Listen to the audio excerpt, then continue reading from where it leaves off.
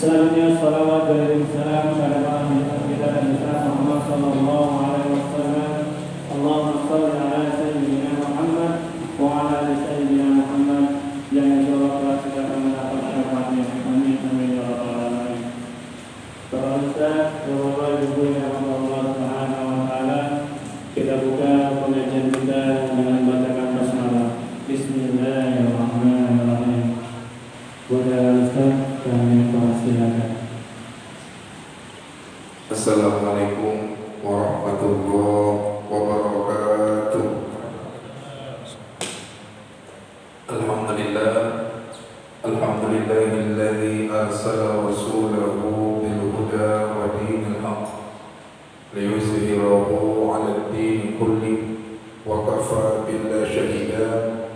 Asyhadu an la ilaha illallah wahdahu la syarika lah wa asyhadu anna Muhammadan abduhu wa rasuluh alladzi la nabiyya ba'dahu. Allahumma shalli wa sallim ala sayyidina Muhammad wa ala alihi wa ashabihi ajma'in, amma ba'du. Qala Allah ta'ala fi kitabihil karim, innani anallahu la ilaha illa ana fa'budni wa qimis sholata li dzikri. Shadaqallahul azim. Bapak Ibu jamaah salat fardhu maghrib yang dirahmati Allah Subhanahu wa taala, kembali kita sama-sama bersyukur kepada Allah yang senantiasa melimpahkan nikmat dan karunia kepada kita. Mudah-mudahan segala nikmat yang silih berganti datang akan bisa kita jadikan ladang ibadah kita kepada Allah untuk bekal dan persiapan menghadap Allah Subhanahu wa taala. Karena setiap yang pergi akan kembali, setiap yang datang pasti pulang, dan setiap yang berasal akan kembali pada asalnya. Kita datang dari Allah, sekarang ada di dunia, suka tidak suka semua kita pasti akan kembali kepada Allah Subhanahu wa taala. Kaifa takfuruna billahi wa kuntum amwatan fa ahyakum thumma yumitukum thumma yuhyikum thumma ilaihi turja'un. Bagaimana kau bisa ingkar kepada Allah? Dulu kau adalah mati, lalu kami hidupkan, kemudian kami matikan lagi dan kami hidupkan kembali, dan kepada Tuhanmu kau akan dikembalikan. Berarti sudah menjadi ketetapan Allah, semua kita pasti akan kembali kepada Allah. Tapi saat kembali, harta pangkat jabatan gak akan ada guna, karena Allah pun menyatakan al-malu wal-banuna zinatul hayatid dunya wal baqiyatus sholihatu khairun 'inda rabbika thawaban wa khairun amala. Harta dan keturunan hanya perhiasan dunia, tapi yang kekal di sisi Allah itu adalah amal-amal sholih. Itulah sebaik-baik harapan dan sebaik-baik balasan. Mudah-mudahan kita termasuk di antara hamba Allah yang tak lalai kepada Allah dengan nikmat yang bersifat sementara ini. Salawat dan salam senantiasa kita sanjungkan kepada Nabi besar kita, Nabi Muhammad Rasulullah sallallahu alaihi wasallam. Mudah-mudahan kita semua dengan izin Allah akan mendapatkan syafaat atau pertolongan kelak daripada baginda Rasul di pada yaumil mahsyar. Amin amin ya rabbal alamin. Bapak Ibu jemaah dirahmati Allah Subhanahu wa taala, kembali kita menyambung kaji kita di pada bulan yang lalu, masih di dalam masalah nawafilul wudu, sunnah-sunnah di dalam wudu. Sunnah itu maknanya kalau dikerjakan ada pahala, kalau ditinggalkan tak berdosa. Dalam sebuah hukum ibadah tidak menjadi batal sebuah ibadah kalau sunnah yang ditinggalkan, tetapi akan menjadi sempurna sebuah ibadah kalau sunnahnya pun dijalankan. Maka dalam dalam wudu tadi dibagi, ada rukun wudunya, ada sunnah wudunya. Maknanya ada yang wajib dalam wudu, ada yang sunnah dalam wudu. Kenapa wudu ini? Karena wudu ini akan menentukan sholat kita berterima atau tidak. Sampai Nabi pernah bersabda, la yaqbalu sholatan bi ghairi tahur. Tidak akan diterima Allah sholat seorang hamba yang tidak bersuci. Maka wudu itu cikal bakal apakah ibadah sholat kita diterima atau tidak. Bahkan menunjukkan kesungguhan seorang dalam sholatnya itu terlihat dari wudunya. Kalau nggak percaya, lihatlah. Ketika ada orang wudunya sembarangan saja, lihatlah sholatnya, pasti nggak sempurna. Suka biasa pada pato lele, pada mempunyai akar sempurna. Karena wudunya saja tidaklah menyebabkan dia mau semangat untuk sholat. Tapi kalau ada orang sungguh-sungguh dalam wudunya, lihatlah sholatnya akan senantiasa makin bagus. Nah, jadi anak-anak kita juga, kalau dia wudunya main-main, lihat sholatnya masih main-main. Tapi kalau dia udah bagus wudunya, lihat sholatnya, dia akan sungguh-sungguh dalam sholatnya. Nah, jadi wajar jika bakal sholat itu terlihat di dalam wudu itu. Sampai kata Nabi, wudu itu termasuk salah satu amalan yang melunturkan dosa. Luntur dosa, udah bersih kita dapat, dosa pun luntur disebabkan air wudu yang dimasukkan pada anggota wudu. Jadi mari kita kembali sambung kaji kita. Kalau begitu, yang mana yang sunnah, yang mana yang wajib? Yang wajib telah kita terangkan 6. Niat, membasuh wajah, membasuh tangan, mengusap kepala, membasuh kaki, tertib, itu wajibnya. Lalu sunnahnya mana? Sunnahnya ada lebih kurang 21. Udah kita terangkan kemarin, berhenti pada poin kelima. Apa kelima? Kelima itu mengusap seluruh kepala. Tapi belum sampai kepada salahnya, belum sampai pada keterangannya. Jadi kalau kita ulang kembali, sunnah dalam wudu yang pertama ta'awuz dan basmalah. Artinya mengucapkan a'udzubillahi minasyaitonirrajim dan bismillahirrahmanirrahim sebelum melaksanakan wudu. Yang kedua adalah membasuh dua telapak tangan. Ini ya, telapak sama pergelangan apa namanya? Pipi ya, apa? Punggung ya, punggung tangan. Ini. Kemudian bersiwak, membersihkan gigi dengan siwak. Kalau sekarang gosok gigi namanya. Sehingga dalam sholat sunat bersiwak, ketika mau tidur sunat bersiwak, bangun tidur sunat bersiwak, kemudian ketika mulut agak berbau sunat bersiwak, dan juga ketika sakit sunat bersiwak. Begitulah bersihnya Islam. An-nazafatu minal iman. Kebersihan itu bagian daripada iman. Semakin mantap iman seorang hamba, semakin bersih. Zahirnya bersih, batinnya pun juga ikut bersih. Kemudian yang keempat, berkumur-kumur dan menyesap air hidup. Jadi sekali gerak dia udah berkumur, langsung hirupkan air hidup. Itu sunnahnya. Ustaz, kalau kupisahkan boleh? Misalkan murda baru begini, itu boleh. Tapi sunnahnya itu bersamaan. Kita berkumur, langsung hirupkan air hidup. Bukan begini ya cara mengusap hidup, bukan gini. Jadi air itu dihirupkan sedikit, dihirupkan yang ke dalam hidup untuk membersihkannya. Itu. Kemudian yang kelima, mengusap seluruh kepala. Sunnahnya, kalau mazhab Hambali itu masih wajib, beda. Dalam mazhab Hambali mengusap seluruh kepala wajib. Dalam mazhab Syafi'i mengusap sebagian kepala wajib. Mengusap sebagian kepala wajib, tapi mengusap seluruh kepala itu hukumnya sunnah. Berarti kalau kita mau tambah sempurna, usap aja semua kepala. Caranya bagaimana? Sebuah biji saya mau. Dia ini jempol sini, gini ya, usap. Terus ke belakang sampai ke apa namanya istilahnya? Tengkuk. Ini ya, sampai ke tengkuk, balikkan dia ke dalam, balikkan. Berarti rambut itu ke depan. Itu cara sunnah begitu. Ini ya, betul. Balikkan. Itu kalau anak pakai rambut. Itu sunnah ya.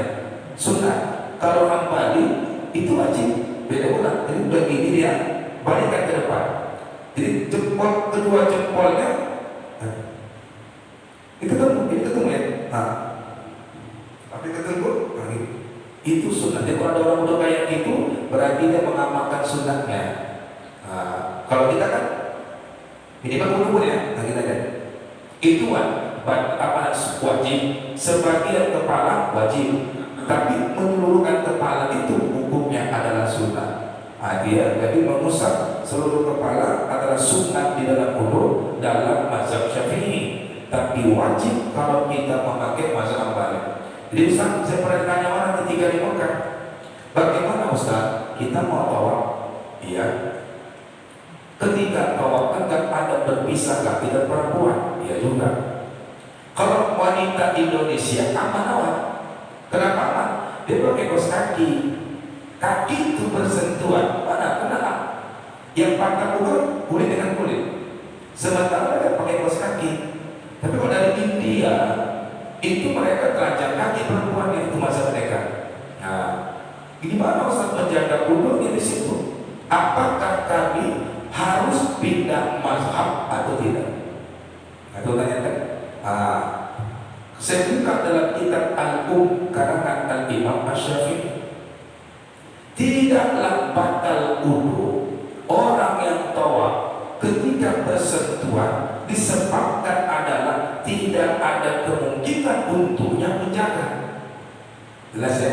Berarti berlaku rukhsah. Apa rukhsah? Keringanan.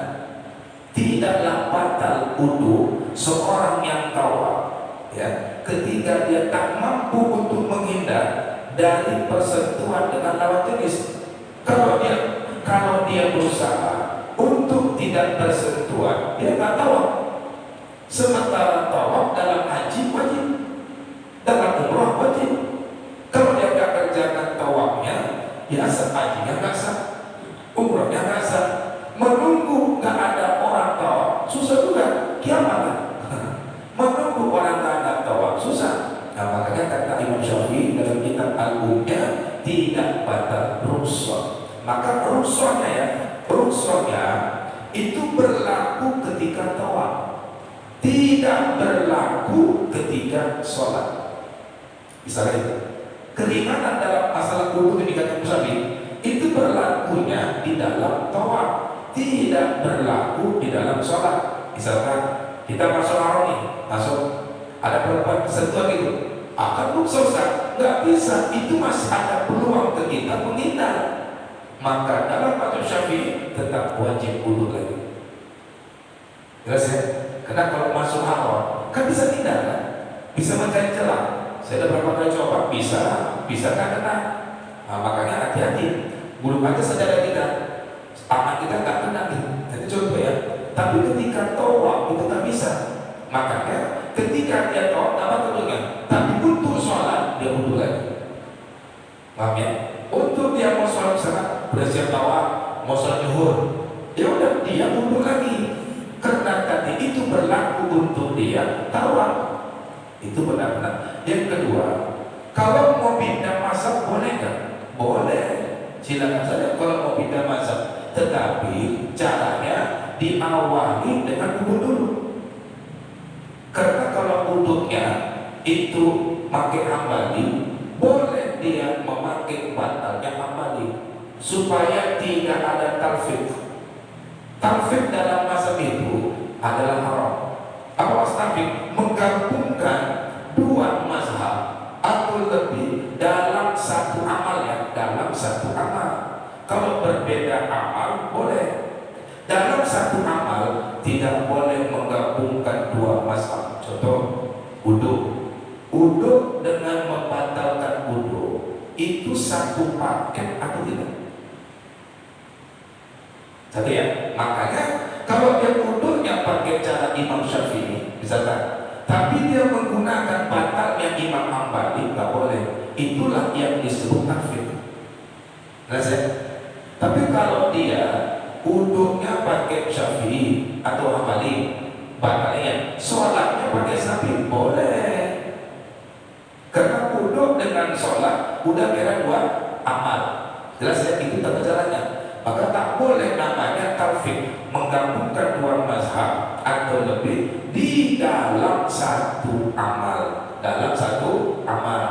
Ada juga orang sholat pakai Syafi'i dia, kalau dia catat itu baca Hanafi dia. Ada kan? Itu berbeda, beda amal. Jangan dalam satu amal kita pakai dua mazhab atau lebih. Itu yang disebut dalam fikih namanya talfik. Hukumnya haram. Berarti mempermainkan hukum di situ. Nah, tidak mencari enak saja.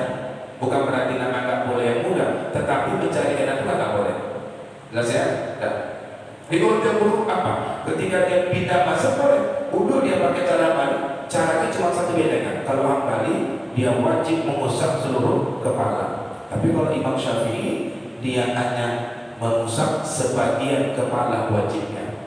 Mengusap seluruh kepala hukumnya adalah sunat. Kemudian yang keenam, mengusap dua telinga. Uzunain. Cara mengusap begini, memasukkan juga pada lubangnya. Sedikit ya lubangnya, terus gini kan. Daun telinga dalam juga makin. Lagi, lihat kan, so kan. Jadi ini, karena itu ayat, so kan. Putarkan ya. Ada orang banyak gini kan, maaf ya, hanya gini aja, ini enggak. Jadi bersih ya. Dan ini maaf ya, secara ilmu kesehatan banyak urat-urat saraf di sini. Dengan kita begini kan, itu merangsang sehingga daya pendengaran itu bertambah. Kalau dia gini-gini aja, tersentuh. Tangan jari yang masuk dalam, ya, babak sini lagi. Ya, daun telinga, ini putarkan, jempol putarkan. Putarkan ke daun telinga. Begitu cara mengusap telinga. Ya. Jadi mengusap telinga di sini adalah sunnah, bukan masuk rukun wudu. Jadi kalau ada orang tak usap telinga, wudu dia maka sah karena dia hanya masuk ke dalam sunnah. Nah, tapi sunnahnya kalau bisa jangan dipertinggalkan supaya sempurna ibadah kita. Kalau bisa sempurna, kenapa ambil yang kurang sempurna? Tapi kalau tak bisa sama sekali, maka yang sebisa yang kita ambil. Itu metode ya. Sama aja. Boleh. Ketika dia usap kepala, langsung dia nyambung ke telinga, boleh. Ada sih dibolehkan. Ketika dia usap kepala, sambungnya ke telinga, sah. Sah. Ibu ada buat itu tak ada masalah saya. Kemudian menggosok anggota tubuh, menggosok. Mengapa? Mana menggosok? Yang kasarnya apa? Supaya jangan sampai ada namanya najis melekat dan air itu, air wudu itu mencapai ke tempat anggota. Jadi menggosok ya, menggosok anggota tubuh misalkan atau gosok itu disunahkan untuk manakala najis kecil atau namanya debu bisa runtuh dia dengan kita menggosok. Jadi hukum yang keenam adalah menggosok anggota tubuh. Kemudian yang kedelapan, menyelah-nyelah jari. Menyelah apa? Tegak ya. Kenapa? Sehingga tak boleh begitu dulu. Dikhawatirkan kalau kita ini rapat, ini kan bagian wajib. Ketika dirapatkan seperti ini, kita wudu, dia tak masuk air. Rendahkan, wajib rendah. Tapi menyelahnya lagi itu sunnah. Nah, menyelah jari-jari apa? Jari daripada namanya depan, atas, dan jari kaki sunnah untuk diselah. Pakai selat ini. Kemudian menyelah-nyelah rambut janggut. Rambut janggut. Dari mana? Dari bawahnya. Terus ke atas ya, menyelahnya. Yang berjanggut ya, yang berjanggut sunnah dia turun supaya air wudu itu masuk. Supaya air wudu masuk ke dalam rambut apa rasanya? Rambut kecil ya, kejanggut itu. Nah, kalau yang nggak ada janggut mau saya diselah. Ini kalau nggak ada janggut ya mohon maaf mana tahu ya kan. Atau setelah juga mau nggak ada rambutnya, orang nggak ada janggut. Yang ada janggutnya selaya itu. Kemudian memanjangkan burroh dan tahjil. Nah, burroh itu apa? Burroh itu nanti di akhirat harus bukan muslim. Sumber nanti nur cahaya akan muncul di situ. Burroh itu adalah membasuh wajah sampai ke tungku, bukan leher ya, bukan leher, tungku nih. Jadi maaf ya, dia basuh. Itu namanya burroh. Membasuh wajahnya, terus sambungkan ke tungku. Tungku apa tungku bahasanya? Tengkuk ya, itu dia. Ketengkuk itu namanya burroh. memanjangkan itolatul ghurrah wa tahjil. Makna ghurrah itu wajahnya dibasuhnya sampai ke tungku belakang. Nah, gini kan ya, bukan ke leher, ya, ke tungku. Itu namanya ghurrah sunnah. Karena kata Nabi, nanti nur cahaya orang-orang umat Nabi Muhammad itu akan makin macam dari tubuhnya tanda duduknya. Maka disunahkan sampai ke tubuh, namanya ghurrah. Tahjil itu adalah memanjangkan pembasuhan tangan sampai ke lengan, ya, dan memanjangkan basuhan kaki sampai ke betis. Itu disebut dengan namanya tahjil. Bukan takjil ya, kalau takjil nanti buka puasa. Ini tahjil ya. Tahjil pakai tahjil, ya lam tahjil. Nah, jadi makanya itu memanjangkan pembasuhan tangan sampai ke lengan. Ya kalau baju agak dilipat ya, supaya apa? Menghilangkan kekhawatiran siku kita nggak terkena. Jadi kita kalau masih khawatir, bagus lebihkan sampai ke lengan supaya hilang khawatir kita udah kena siku atau belum semuanya. Nah, namanya tahjil. Dan membasuh kaki sampai ke betis, itu namanya dilebihkan, disebut dalam istilahnya tahjil. Itolatul ghurrah wa tahjil, memanjangkan ghurrah dan juga namanya tahjil. Itu sunnah ya. Kemudian yang keberapa nih? 11. Mengulang masing-masing pembasuhan salasa marrat, 3 kali. Yang dikatakan wajib di sini yang pertama. Tetapi tidak bisa yang sunat tadi mengganti yang wajib. Maknanya bila basuhan pertama tidak sah, maka tidak tergantikan dengan basuhan kedua. Paham ya? Bila basuhan yang pertama tidak sah, maka tidak tergantikan dengan basuhan kedua. Contoh, batas wajib ujung tangan, dari tangan sampai siku, ya. Basuhan pertama ini, ternyata sampai sini aja siku belum kena, itu basuhan pertama. Diambilnya basuhan kedua lewat siku. Basuhan kedua tadi itu tidak sah, tak bisa menggantikan basuhan yang pertama. Berarti sunnah tidak bisa mengganti wajib yang batal. Jadi bagaimana solusinya? Kalau basuhan pertama kita nampak belum mencapai batas wajib, bagaimana? Maka niatkan pas basuhan selanjutnya itu basuhan pertama, bukan yang kedua. Berarti mengulang yang wajibnya. Wajib mengulang yang wajibnya. Kalau ditotalkan jadi 4 ya. Kalau ditotalkan jadi 4. Contoh ya, saya basuh, ternyata nampak saya siku saya belum kena semua, berarti batal tadi. Saya lagi, saya lihat ini basuh pertama yang wajibnya, bukan yang sunatnya. Saya basuh lagi sampai lewat, baru saya tambah 2 lagi. Itu namanya sah. Jelas ya? Jangan kadang-kadang banyak salah paham. Kan ada basuh kedua, dia tak tahu sunnah ini tak bisa mengganti wajib yang batal. Sholat maghrib kita batal, bisa diganti dengan sholat ba'diyah? Bisa? Nggak bisa. Contoh tadi maghrib nggak baca Fatihah, kan baca sholat, dan dia sholat dia ba'diyah udah terganti kan itu maksud. Nggak bisa. Kedudukan wajib tetap di atas sunnah. Nggak mungkin yang bawah mengganti yang atas. Jadi di situ wajib mengulang yang wajib kalau wajib itu batal. Wajib mengulang yang wajib kalau wajibnya batal. Tidak bisa wajib yang batal digantikan dengan yang sunnah. Paham ya? Ada. Kemudian yang ke-12, tayamun. Bukan tayamum ya, tayamun. Pakai itu ujungnya. Diambil kata yamin. Yamin itu maknanya kanan. Tayamun maknanya adalah mendahulukan bagian kanan dalam berduduk baru kiri. Kalau dibuatnya kiri dulu sah, tapi sunnahnya mendahulukan yang saya basuh kanan, saya basuh kiri, nah baru kanan.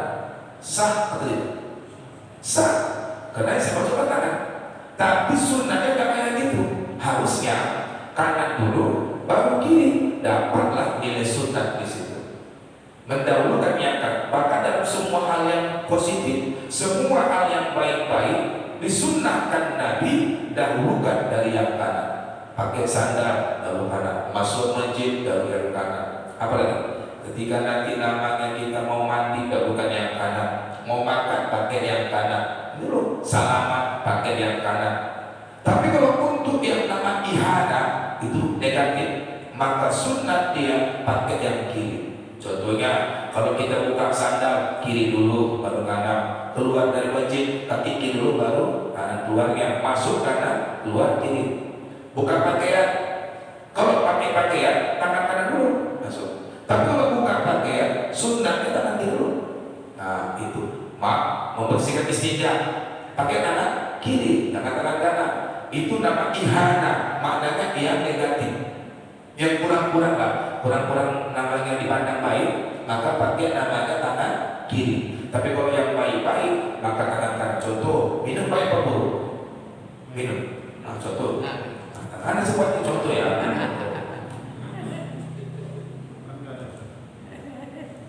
Ini kan contoh kan pasti ya. Tayang. Kemudian yang ke-13 mualah. Apa mualah?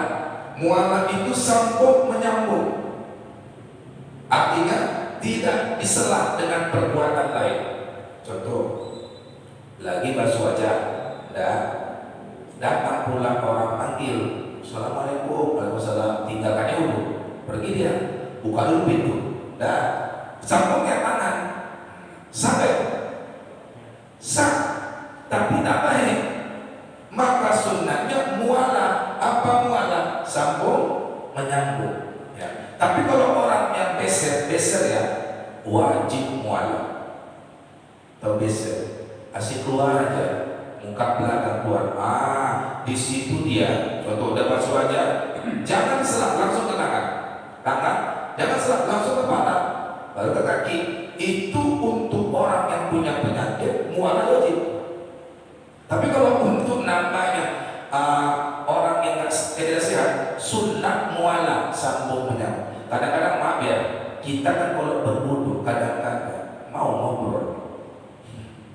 Iya, maaf ya. Ada 3 ini seringkali payah untuk menarik obrolan. 1, ajak kumandang, ya kan? Padahal sudah kita diam, tapi pas ajak tuh diajaknya ngomong. Kalau nggak ajak nggak ngomong ya. Siap ajak diam dia. 1. Yang kedua, wudu. Apalagi wudu, Ustaz, apa kabar? Tak dijawab, sombong katanya. Awak jawab, kurang bagus wudu. Itu 1. Yang ketiga, lagi wirid atau berzikir, payah juga. Makanya ketika orang lagi gitu, kadang ada aja ya si kapan kita main badminton nanti lah. Sampai baca. Kadang-kadang nggak ngerti saya. Mungkin setannya datang di situ. Siap baca Yasin, udah diam. Itu contoh ya. Ya kalau kita lagi untuk itu berserah. Kalau bisa jangan berserah. Kemudian bersungguh-sungguh di dalam membasuh tumit. Yang mana tumit? Ujung kaki. Seringkali itu kadang-kadang masuk tangan-tangan kan. Maka sunnahnya digosok ke tempat yang kasar. Cuma kadang-kadang payah cari yang kasar. Karena kita pakai keramik, semuanya halus. Kalau dulu kan ada namanya kayak seperti semen kasar ya. Itu digosok biar dia bersih kembali atau tanah jatuh. Itu namanya sunnah kita menggosokkan tumit di belakang. Kemudian menghadap kiblat selama berwudu hukumnya sunnah. Ini pasti berat. Karena hampir nggak ada masjid tempat wudu nggak ada kiblat. Maaf ya, iya, kesalahan. Kan nggak mungkin ya wudu kayak gini. Ngambil ke samping. Kalau gitu usah dipikirkan. kalau itu kan tidak sempurna, enggak. Cuma sunat dia menghadap kiblat. Jangan dipaksakan ya. Saya khawatir kalau nanti datang panas aja runtuhan, berubah besok. Jangan gitu. Nah, kemudian maksudnya tidak berbicara ketika lagi berwudu. Makna kata tidak di situ la yatakallamu indal wudu, la itu bukanlah nahiyah tapi nafiyah. Maknanya kurang baik berbicara ketika wudu. Jadi kalau kita lagi wudu itu ada kita diam. Kenapa? Kalau mau sholat khusyuk berawal dari wudu. Kalau kita mau sholatnya khusyuk itu berawal dari wudu. Sejak kita berwudu, kita fokus aku mau menghadap Allah, maka bersungguh-sungguh wudu lalu bersegera sholat. Kadang banyak udah siap wudu, dulu dikirim kopi dulu, ngobrol, baru masuk sholat. Itu kurang baik. Harusnya bersegera dia dari wudu langsung dia ke sholat untuk supaya bisa khusyuk di dalam sholat. Kemudian tidak menyekah air wudu. Maknanya apa? Tidak menghilang air wudu. Berarti sunnah hukumnya bagi kita membiarkan air wudu itu tanpa dihilang pakai kain, kecuali orang yang ada uzurnya. Misalkan ada penyakit, dia bangsa gampang kena malaria, gampang kena dingin aja langsung meriang. Untungnya hilang. Atau kita mungkin di daerah tempat pegunungan yang kita nggak biasa, berangkat kita mungkin ke Brastagi, suhu dingin kali, nggak tahu kita, maka kita hilang silakan. Tapi sunnahnya di sini tidak menyekap air wudu, maknanya tidak menghilang air wudu itu. Nanti ya. Kemudian apa lagi? Berdoa sesudah berwudu hukumnya adalah sunnah. Berdoa setelah berwudu. Ini ada doa yang kita kutip dalam hadisnya. Nah, apa kata? 5 rawa Muslim, sebagaimana yang diriwayatkan Imam Muslim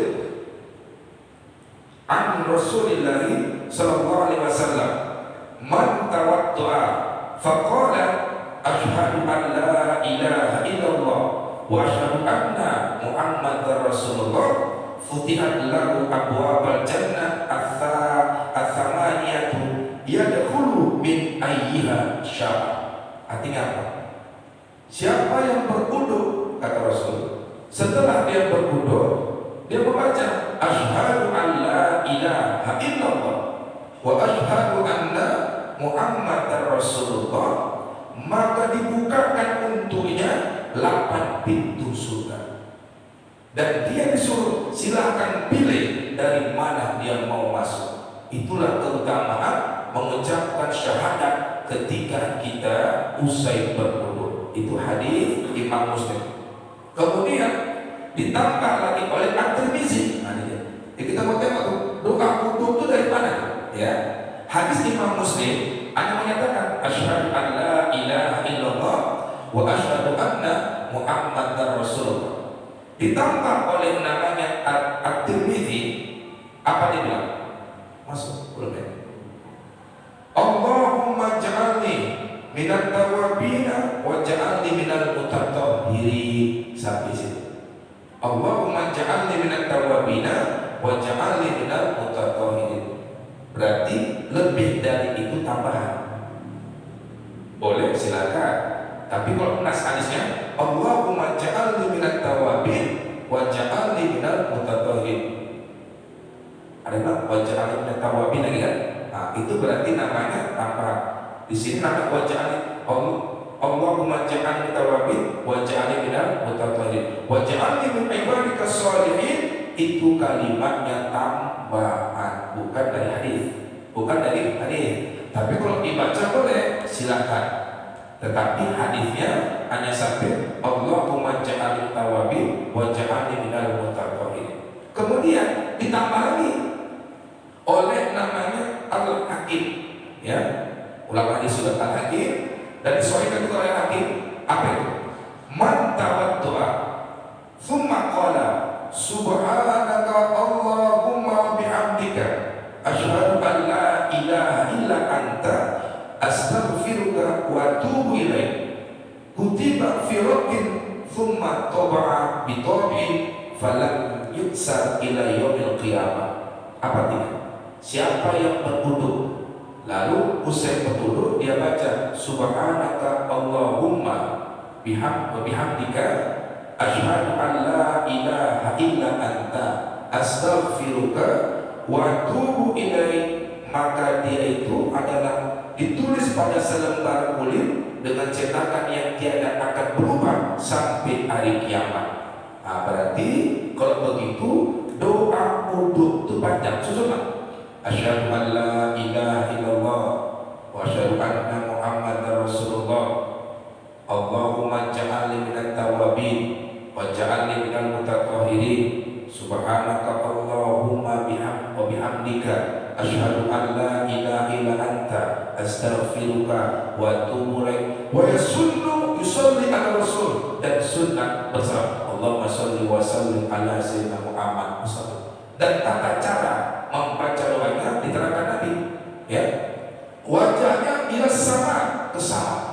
Nah, jadi cara membaca dulu. Dan saya dulu, ya, asyhadu an la.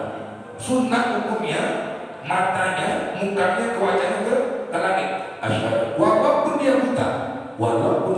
buta. Hadis Imam Muslim. Asyhadu an la ilaha illallah wa asyhadu anna Muhammadar Rasulullah.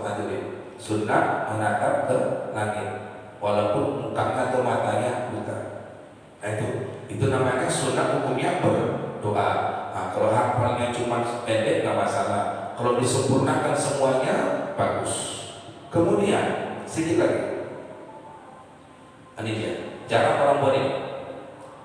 Minum sedikit sisa air wudu. Nabi katakan, hadis Imam Bukhari, lisyifa min kulli marad. Apa artinya? Sunnah meminum sedikit sisa air wudu, lisyifa, obat untuk seluruh penyakit. Ustaz, aku bingung Ustaz, sisa aku dari mana? Contoh ya, aku semua sisa dipercikan yang sini dan tangan masih ada, diminumnya, itu salah. Sisa itu mengambil sedikit daripada air wudu. Contoh, udah kita bawa sampai kaki, udah ambil sedikit. Kalau pakai keran, ambil sedikit, minumkan dia. Itu littiba Rasul, untuk mengikuti sunnah Rasul, tapi dampaknya lisyifa min kulli marad, sebagai obat dari segala penyakit. Ada di mulut langsung gitu kan? Ada di mulut aja. Jangan. Itu udah sih. Yang sisanya, karena kalau yang tersebut udah masuk sini, jadi sisa yang dimaksud itu tampungkan sedikit. Yang pakai gayung ambil sedikit. Jangan salah paham. Wah, nanti aku pakailah 1 gelas penuh, sakit perutnya. Wah, Ustaz tuh nipu tuh katanya. Yang sedikit ya, sedikit. Tapi jangan diamalkan ini lagi puasa. Wah, takut puasa. Udah di puasa, diminum kan? Itu batal. Habis kaki ya? Habis kaki. Iya, selesai berwudu dia, berarti kaki terakhir, maka sunnah dia diambilnya sedikit sisa air wudu itu untuk diminumnya, ikuti sunnah Rasul. Efek apa? Lisyifa min kulli marad, sebagai obat segala penyakit. Itu sunnah ya. Kemudian memercikkan sisa air wudu. Percik. Udah sedikit dulu kan? Yang sedikit apa lagi?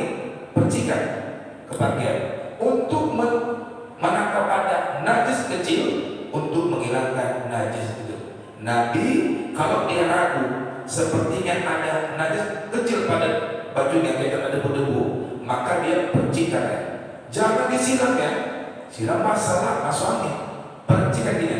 Nah, itu namanya sunnah di dalam wudu. Kemudian terakhir, apa terakhir? Sholat sunnah 2 rakaat setelah wudu. Itu namanya sholat sunnah wudu. Ya. Selama pendapat pertama, jangan sampai kering air wudu. Kalau kering air wudunya, tak balik pengiran ya. Saya di tubuhnya kan sampai mengering air wudu semua, baru dia sholat, udah tak bisa lagi. Itu pendapat pertama. Pendapat kedua, sampai dia belum keluar hadasnya. Pendapat ketiga mengatakan waktunya adalah tidak berselang lama dalam waktu lazimnya. berarti singkat gitu ya, singkat. Sholat sunat wudu dari berwudu itu singkat. Kalau pakai menit paling-paling 5 menit lah. Dari setelah dia berwudu untuk sholat sunat wudu. Apa kata Nabi? Man tawaddu'a fa ahsana wudu'ahu thumma shalla rak'ataini bunya lahu baitun fil jannah. Siapa yang berwudu dan menyempurnakan wudunya, lalu dia sholat 2 rakaat setelah itu, dibangunkan Allah untuknya rumah di surga.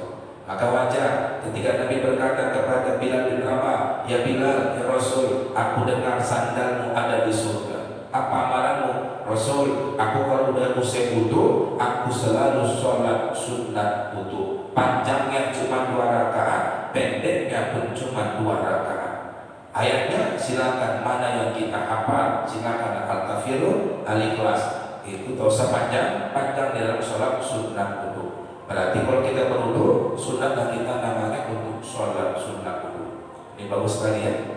Itu bagus satu, sunat dalam berwudu. Bagaimana tentang yang membatalkan wudu dan tayamum? Nanti kita bahas di pada minggu atau bulan akan datang. Itu tentang tayamum bersama dengan yang membatalkan wudu. Nah, inilah kaji kita pada hari ini. Bukan Ramadan, udah masuk bulan Isya, berarti tak bisa lah bulan tanya jawab ini. Nah, lain kali kita aja lagi ceramah kalau bertanya langsung aja. Nah, kita langsung aja. Takut saya waktunya tak dapat. Mari sama-sama kita berdoa. Astagfirullahaladzim. Alhamdulillahirabbil alamin. Wassalatu wassalamu ala sayyidina Muhammad wa ala alihi wa sahbihi ajma'in. La ilaha illa anta subhanaka inna kunna minadh dhalimin. Allahumma ighfir lana dhunubana wa liwalidina warhamhum kama rabbawna shighara wa li jami'il mu'minina wal mu'minat wal muslimina wal muslimat al ahya'i minhum wal amwat bi rahmatika ya arhamar rahimin. Allahumma arzuqna ilman nafi'an wa fahman wasi'an wa amalan maqbula wa dhunuban maghfura wa taubatan nasuha wa rizqan katsiran halalan tayyiban mubarakan wa anta khairur raziqin. Rabbana atina fid dunya hasanah wa fil akhirati hasanah wa qina adzabannar. Walhamdulillahi rabbil alamin. Taqabbalallahu minkum. Assalamualaikum warahmatullahi wabarakatuh.